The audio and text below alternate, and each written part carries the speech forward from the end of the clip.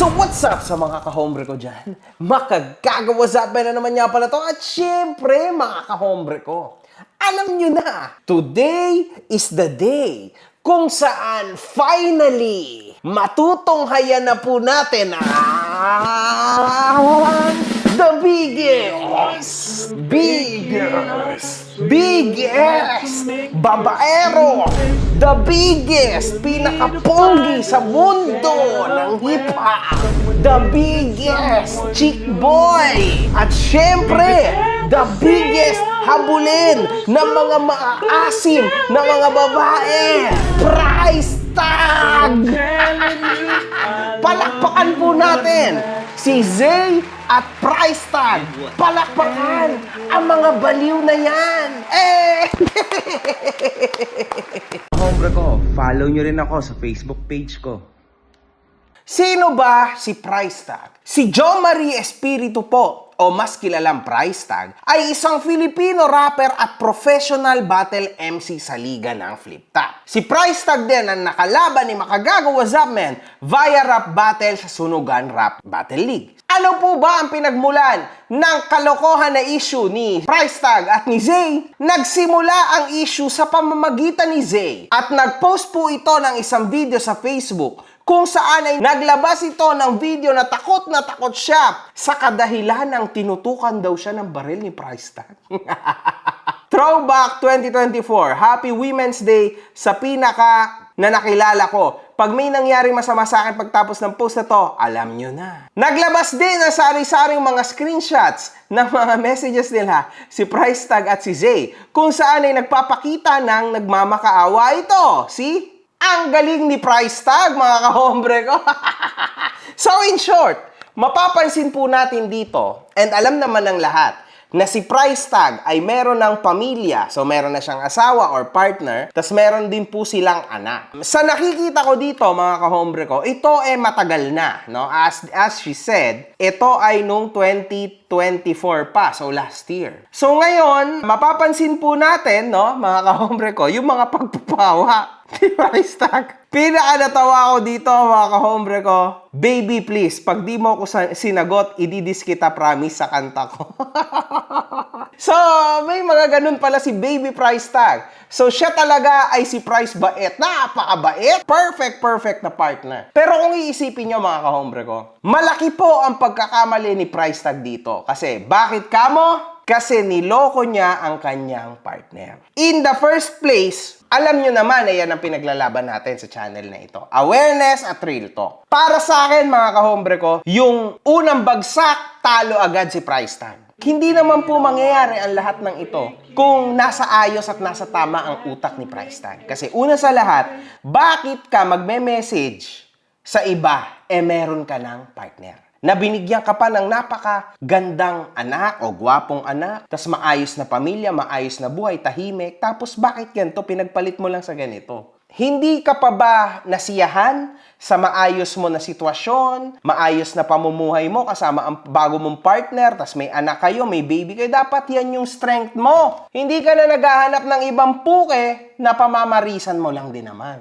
Mali yan, price tag. Mali yan. So ngayon, lumalabas mga kahombre ko na nagpaasa po ng babae si price tag. Pero, mga kahombre ko, meron din akong mga nakitang ibang bagay. Meron din isang message kung saan si price tag ay mukhang tinetreten daw si Zay. Mali ka nang iniisip. Nakakalimutan mo na gangster ako na binabakuran ko at iniimbestigahan ko lahat ng akin. So, gangster siya. Di mo man aminin pero kita mo sa akin. Ito yung kanta nila, mga kahombre ko. Sige na, Zay. Paglaban mo yan, di ko deserve to. Di mo din deserve yung nagawa ko. In short, mga kahombre ko, sa totoo lang, ang labas talaga ni Zay dito, isa siyang malaking kabit.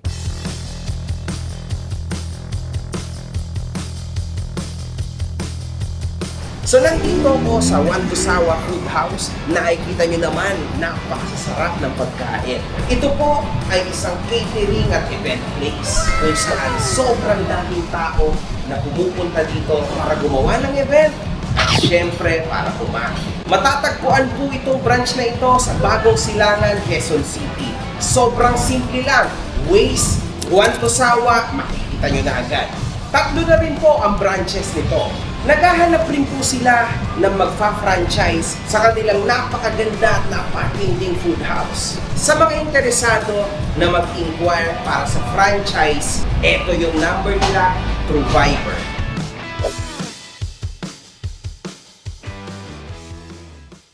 Pero sige, tignan po natin ang post nitong Mary C. Which is ito yung partner or kasintahan ni Price Tag ngayon kung saan may anak siya dito. Dinisaprubahan po ni Mary C. ang pagiging kabit ni Zay. Kasi alam naman itong Mary na nanloko na nga si Price Tag. Si February 22, mga boss, itong post na to, no? Sa totoo lang, wala akong maalalang puro lesson at trauma, pero salamat pa din sa lahat na nangyari. Di yun basta nagawa mo. Ginawa mo yon at wala ka talagang pakialam kahit alam mong sinasaktan mo ko. At aaminin ko, mabigat pa rin lahat, kaya huwag ka magsalita na parang wala lang yung mga nangyari. Nasaktan ka na lang nung nadama mo pabalik yung treatment na binibigay mo sa akin.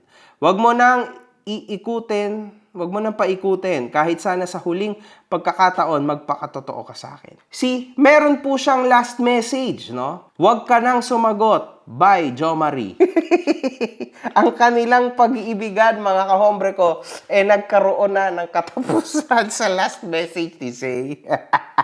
Ay, nako, Price Tag. Akala ko pa naman gangster ka. Meron ba ganitong gangster? Sa pagkasaad din ni Zay na ito, hindi ito aware na may girlfriend si Price Tag noon. Sinagot rin ito ng kasintahan. Sabi po ni Mary, wow, hindi aware. I was preggy nung nagsama kayo sa Tagaytay, remember? Inaalok mo ko ng alak knowing na buntis ako. Ang masasabi ko lang ay, subo mo to. Magkasama po sila, si Price Tag at ang asawa niya at si Zay. Nandito yung naka-blue. Ewan ko, mga kahombre ko, no? Para sa akin, sa totoo lang, mas malaki ang pagkakamali ni Price, siguro 51%.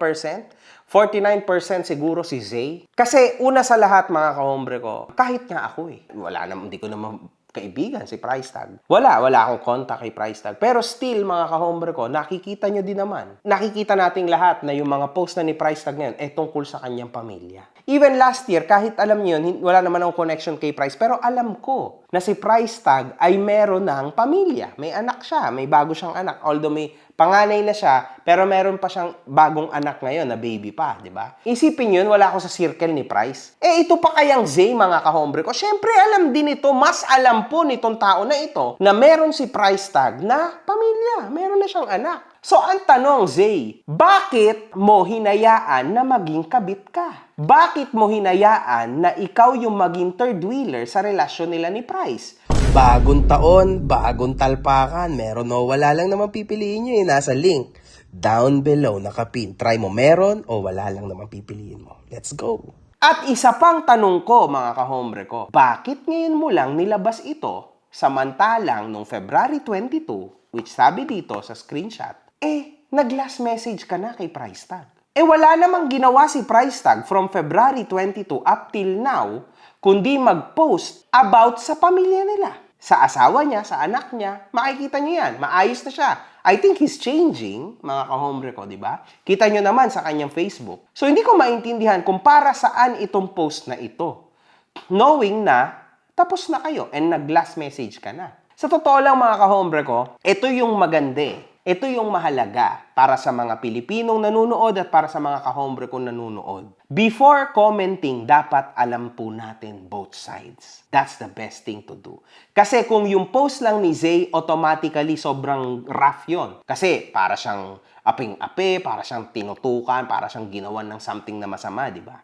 Pero as you can see, nung nag-post na yung partner ni Price Tag, game over. Nabaliktad po ang lahat. Ngayon, mga kahombre ko, lagi ko tong sinasabi. Kapag meron na kayong asawa, meron na kayong anak, manahimik na kayo sa mga buhay nyo. Kasi hindi tsamba na lumabas yung anak o yung baby mo sa tiyan ng partner mo. Hindi po tsamba yan. Ginusto nyo yan. Now, nanggigigil ako ngayon. No? Kung sa tingin mo, hindi mo kayang maging ama, maging partner, huwag mong buntisin. Huwag mong buntisin. Anong punto, no, nabubuntisin mo, tapos tatarantaduhin mo rin naman sa huli. At para naman sa mga babae, na alam nyo na nga na kayo ay kabit, pumapatol pa kayo sa lalaking abnoy, na tulad nga nito si Price, isa pa kayong mga puke ng ina nyo. Sorry, hindi na ako nagmumura. Pero yes, alam nyo na nga na mali. Dinadagdagan nyo pa ng mali. Wala na. Maling-mali na ang kalalabasan. Pero kahit saan anggulo mo tingnan, mas mataas ang porsyento ng pagkakamali ng lalaki. Lalo pa at sinasabi ng Zay na ito na siya daw ay nasaktan ni Price Tag. Kaso, walang mga patunay. Gusto mo bang magpa-ads? Gusto mo bang i-feature kita dito sa aking mga videos? Simple lang yan, mga boss. Kontakin mo itong number na to. 0917-162-5696. I-Viber mo yan. Makipag-usap ka sa secretary ko. And let's work together. Ang patunay niya lang ay yung iyak niya na parang hindi pa, parang pilit. Takot na ako sa'yo sa ganyan mo. Natatakot na ako sa'yo. Putang ina mo. Wala pang video, walang picture. Hindi tulad nung kay Lakas Tama na grabe, solid talaga yung naging ebidensya ni Jasmine. Hopefully, mga kahombre ko, at hopefully, Price Tag, nakikita ko naman na okay na kayo nung asawa mo o nung partner mo. Sana naman, Price Tag, ayusin mo na ang buhay mo. Tingnan mo, pangako mo yan sa tao, sa publiko, na hindi ka na lalabang muli sa freestyle battle o sa rap battle. Kasi yung ginawa nating dalawa, Makagago versus Price Tag, was legendary. Sinabi mo yan. And sinabi mo na last na yon, hindi ka nalalabas kasi yun na yon. Wala nang makakatalo sa hype na ginawa nating dalawa. And as of now, it's been quite a while na. Ilang taon nang nangyari yung bad blood sa sunugan between me and you. And actually, tinupad mo yon. Sa totoo lang, Price, believe din ako sa iyo eh. Kasi isipin nyo mga kahombre ko, wala na siya sa rap battle, pero naging successful naman yung tao. Wala naman siyang inaapakan na tao ngayon, no? Tuloy-tuloy naman siya sa pinaggagawa niya sa buhay niya. Yung pera niya, meron naman siyang pera. He's not in a bad situation, di ba? Kahit na tinalikuran niya na yung rap battle, which is yun yung forte niya. Yan yung sinasabi ko sa iyo, Price. Yun nga, yung sa karir mo nga, yung pinangako mo sa publiko at yung pinangako mo sa akin, natupad mo. Wala na, hindi ka na lumabas sa rap battle, di ba? That's it. Di ka na lumabang muli. Yun na yung last na battle mo. How about sa life, man? Ngayon na, for sure, yung partner mo, she made you promise things na gagawin mo. Kaya kayo okay ngayon kasi for sure, nahuli ka niyan. So sana naman, kung nangako ka sa asawa mo o sa partner mo at sa anak mo, tuparin mo naman. Ano bang problema? Sabi ko nga, kung hindi mo naman talaga gusto, bakit mo binuntis? Bakit mo bubuntisin ang tao kung ayaw mo naman dyan? Pwede naman pastime lang, wag mo buntisin. Nakakababa ba ng pagkalalaki yon? O gagamit ka ng condom? Siyempre hindi. That's a part of it. At para sa iyo, Zay, sobrang nakakababa ng respeto yung ginawa mo. Huwag mong iisipin na ikaw yung kawawa dito. Hindi ka kawawa. Kasi sa totoo lang, ikaw ay pumatol sa may anak at may partner. Ako nga, na outside circle ako, alam ko, ikaw pa kaya. Magkakasama pa kayo. Oh. Alam mo na buntes. Ang relasyon na ito pang mga abnoy. Abnoy relationship. This is bad. One love. Good fucking vibes.